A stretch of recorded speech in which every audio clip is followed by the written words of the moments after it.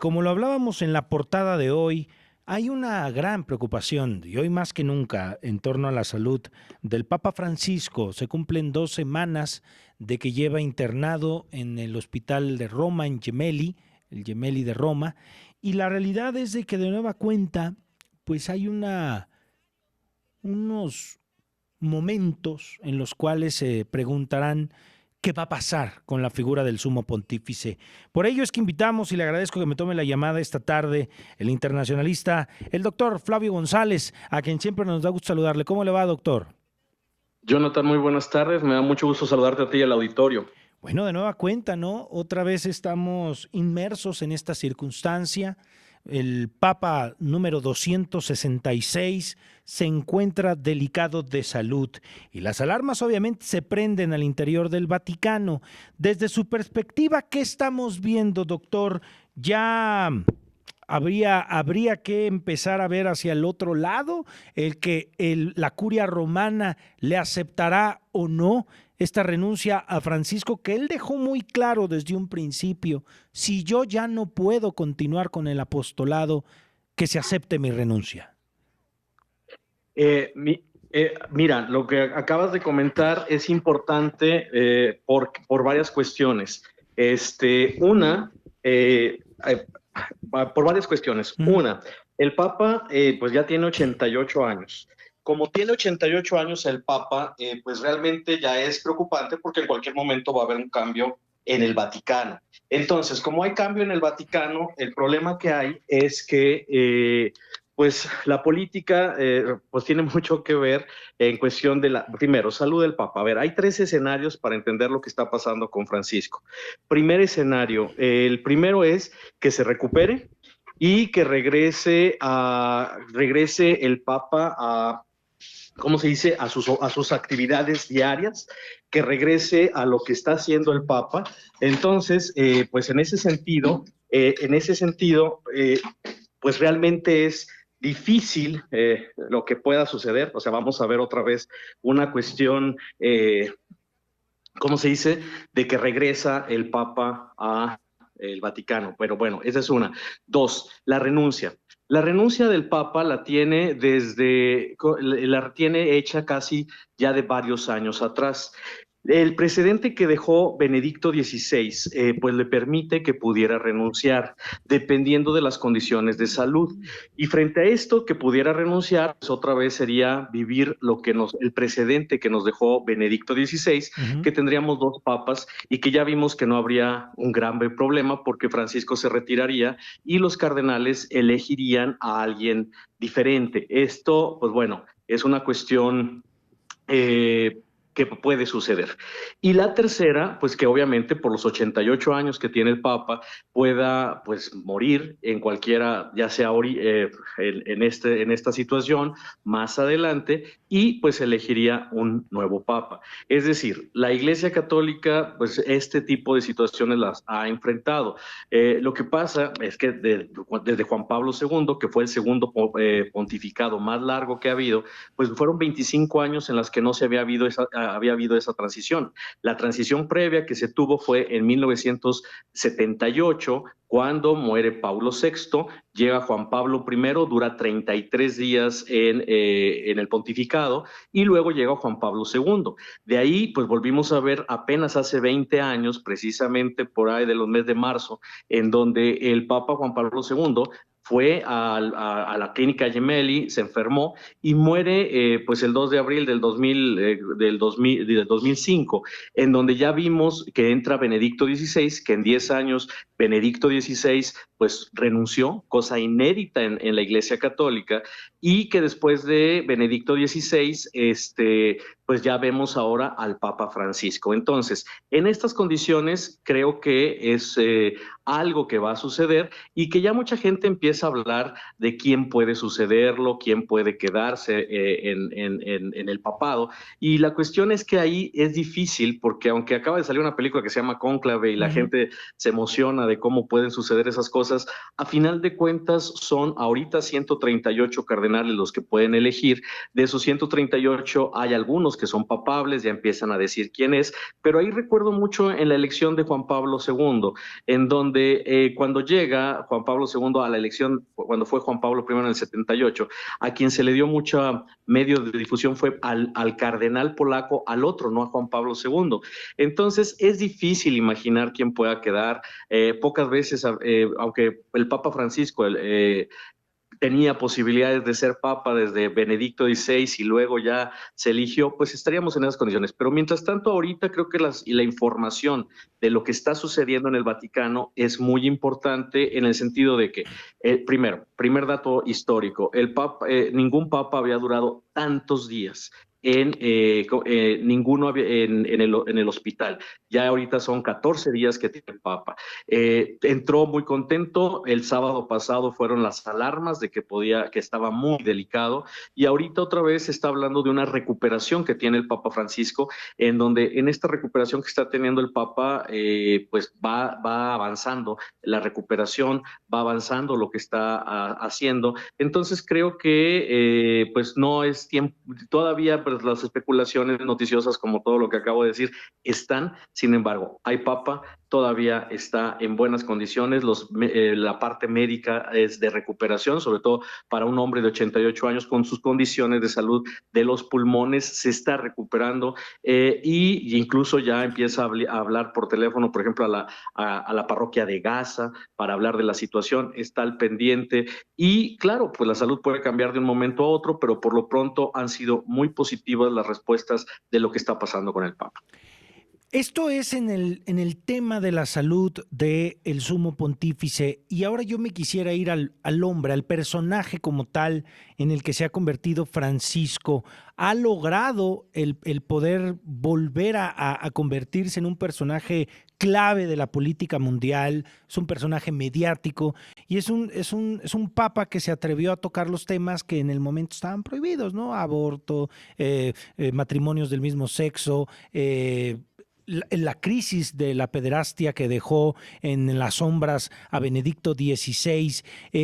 A mí me parece que el lugar que tiene Juan Pablo II es innegable. Ese se lo ganó como el Papa peregrino, el que salió al mundo, y su figura va a costar mucho trabajo dejarla de lado.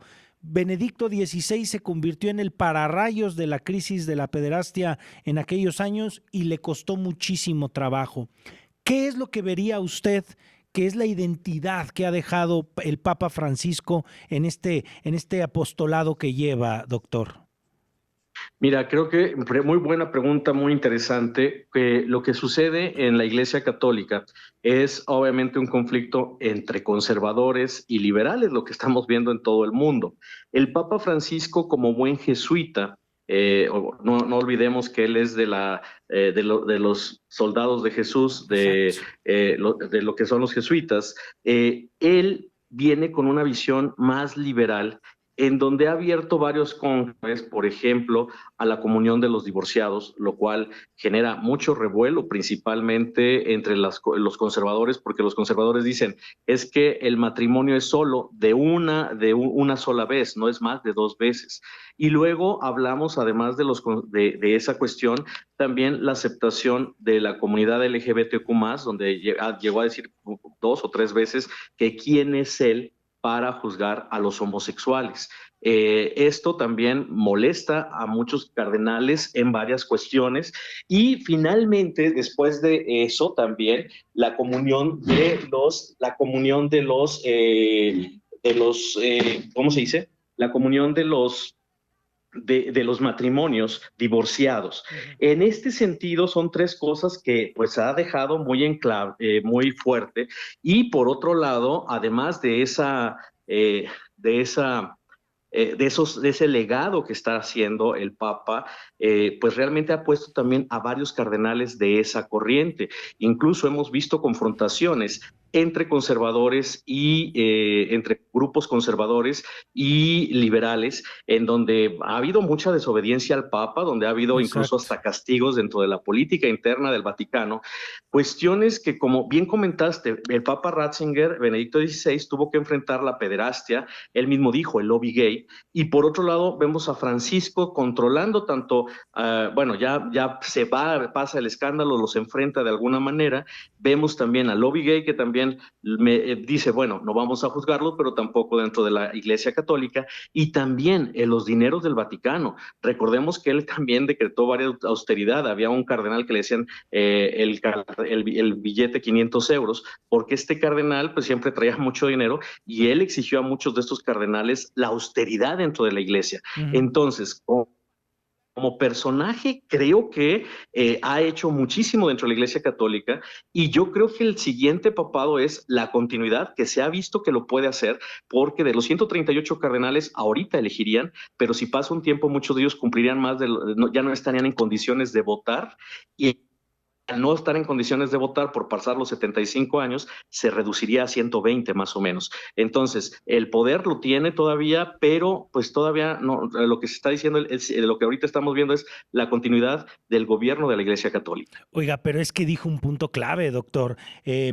Para el mundo, para esos feligreses que habían perdido la Iglesia Católica y que el Papa Francisco logra volverlos a buscar y reencontrarse con ellos, a pesar de que ha sido un personaje muy mediático y bien aceptado, por eso toma este nombre de Francisco en congruencia a la austeridad, en congruencia a la comunidad jesuita a la que pertenece, un nombre que jamás se había usado en los más de 2000 años de la Iglesia Católica, por eso decide tomar el nombre de Francisco, pero al interior no ha gustado del todo la forma de cómo predicar el propio Francisco, ¿no?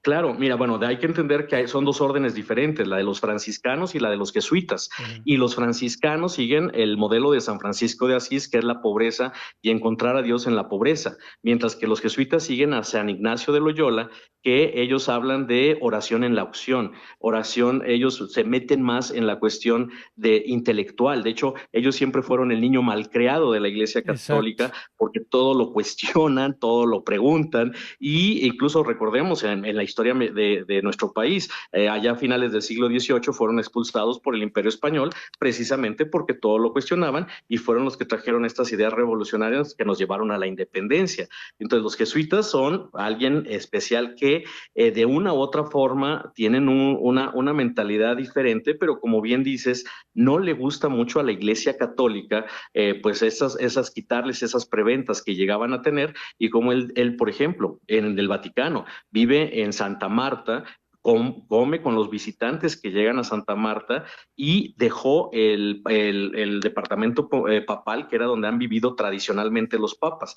Entonces, esto le ha costado mucho a la Iglesia Católica, porque sí ha habido corte de gente en esa área, y como vemos en cualquier organización humana, pues se guardan un ratito, pero luego regresan, y ahorita pues en el papado son como en los reinos, cuando se va un papa, pues bueno, pueden regresar y ven las posibilidades. Creo que hasta ahorita ha dejado todo sentado para poder hablar de ese liberalismo que hay, que pudieran continuar en la Iglesia Católica, entendiendo que la Iglesia Católica no va a ser un cambio radical que mucha gente quisiera ver, porque precisamente por eso ha sobrevivido más de 2000 años, porque siempre va con ese proceso paulatino. Ahora, el Papa es una persona muy mediática, incluso en la reunión que tuvo Trump con Macron, lo saludaron porque es un líder Uh-huh. mundial, pero desafortunadamente es otro tema que también tienen que considerar. Se tiene que considerar la pérdida de la feligresía, incluso cada vez hay menos sacerdotes, y esto creo que es una problemática al interior de la Iglesia Católica, que ahorita todavía no se resuelve, pero que el siguiente Papa tendrán que enfrentar tarde que temprano, por esta reducción de los fieles, y sobre todo de los sacerdotes que los están siguiendo.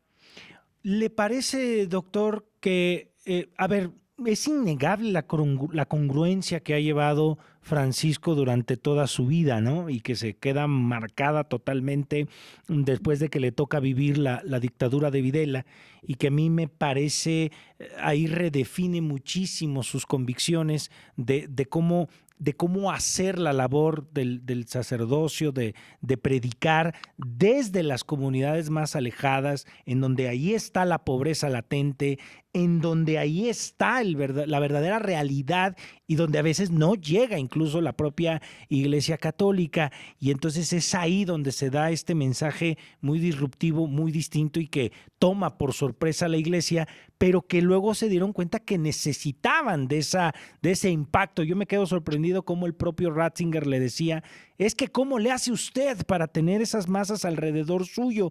Yo intentaba ser auténtico y se alejaban de mí. O sea, cómo todo era un contraste, ¿no?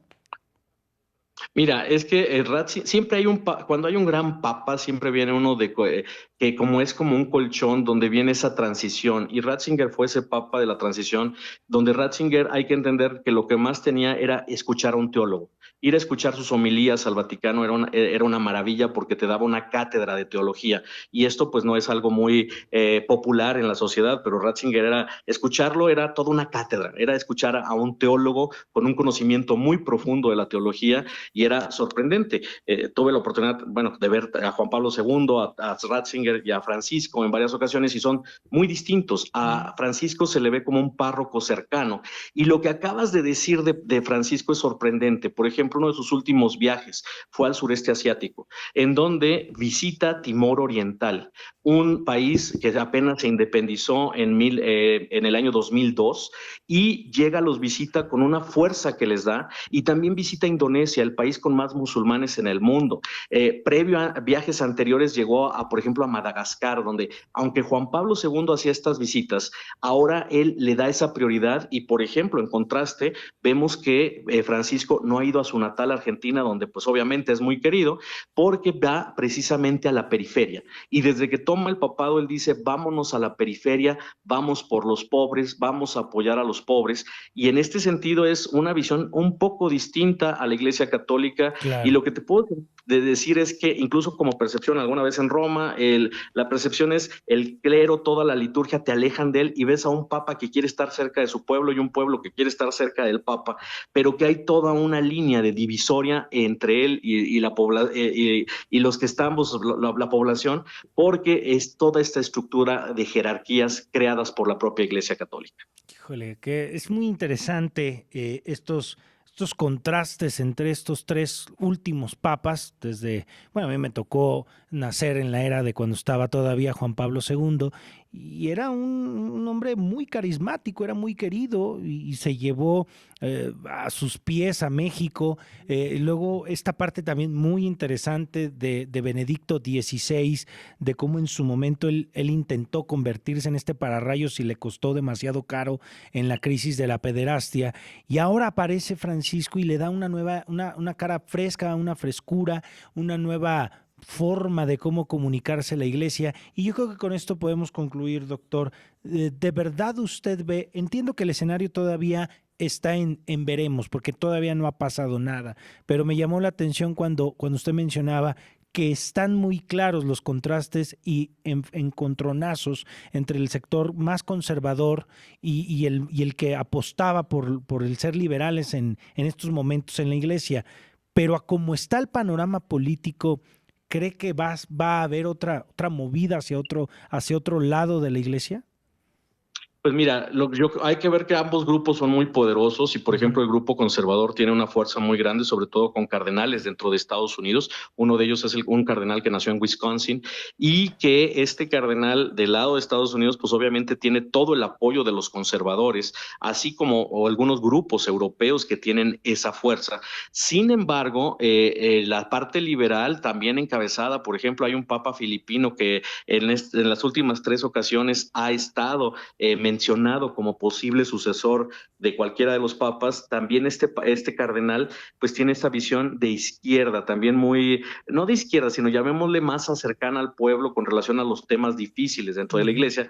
Ninguno de ellos repito, hará ese cambio y más bien la fuerza que tenga cada uno de ellos de acuerdo pues al lobby que le puedan hacer y a lo que puedan mostrar. De hecho, si nos metemos en la cuestión de la elección del papa, es muy interesante porque ahí se dice que el Espíritu Santo opera. Sin embargo, hay una declaración reciente que se salió de Benedicto XVI antes de todas estas elecciones donde decía, sí opera, pero lentamente, mientras tanto los seres humanos se mueven. Entonces, ahí podríamos ver de qué tanto está el lobby, qué tanta fuerza tienen los cardenales que están en su momento y quién tiene esta presencia papal. Recordemos que la Iglesia Católica por algo ha sobrevivido 2000 años, Sí, porque tiene una visión de diplomacia fuerte, una visión de entender en el momento lo que se necesita, como ahorita que trajeron a un cardenal argentino de Latinoamérica, donde más católicos hay, le hace Brasil, México, y que ahorita también se habla mucho de un papa africano, de un papa asiático, que pudiera ser, y que luego surgen todas estas teorías de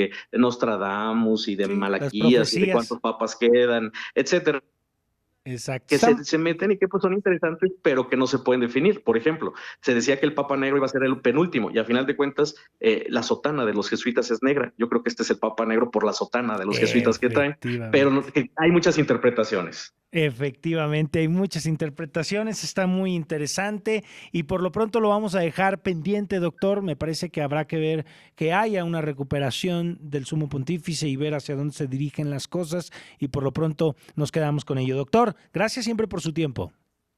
Un saludo, me da mucho gusto saludarlos, bonito día, gracias. Que esté muy bien el doctor. Saludos de la producción, doctor. El doctor Flavio González Ayala, de verdad, como nadie le sabe a estos temas. Y ver qué sucede, ver qué sucede. Yo coincido mucho con la visión del doctor que pudiera sobreponerse un poco más la visión conservadora en la iglesia. Veremos si esto logra sobrevivir el pontificado de Francisco, que me parece ha sido muy bueno.